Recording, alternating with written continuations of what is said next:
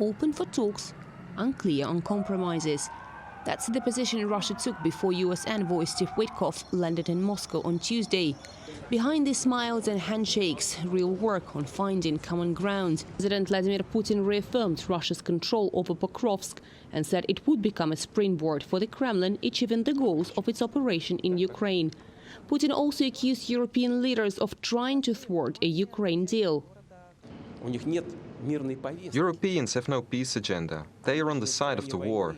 And even when they are allegedly trying to make some changes to Trump's proposals, we clearly see it.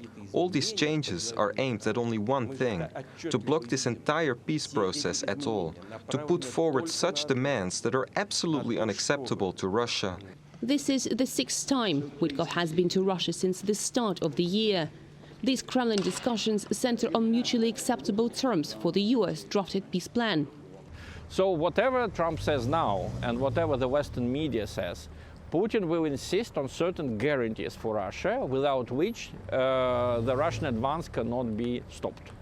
And these guarantees, I think, include real non-participation of Ukraine in NATO and other military blocs directed against Russia, real cuts in the Ukrainian army, and Russian control over the territories linking Crimea to the mainland Russia. Witkoff is accompanied by US President Donald Trump's son-in-law, Jared Kushner, who was also involved in securing the ceasefire in Gaza. In Moscow, the US drafted plan is seen as a pragmatic deal, free from ideology, which is supposed to bring maximum dividends to the intermediary, and is the closest thing to a lasting settlement. But fears remain that Kyiv and Europe will not accept it. Ukraine's President Vladimir Zelensky has visited Ireland, seeking support, where he called for a dignified peace. First of all, I want to say that there will be no easy solutions. We understand what is happening. We understand who we're dealing with. The question is not the complexity of making decisions. Whoever is capable of making them will make them. I am capable of making decisions. It is important that all this is fair and open, so that there is no game behind Ukraine's back, so that nothing is decided without Ukraine about us, about our future.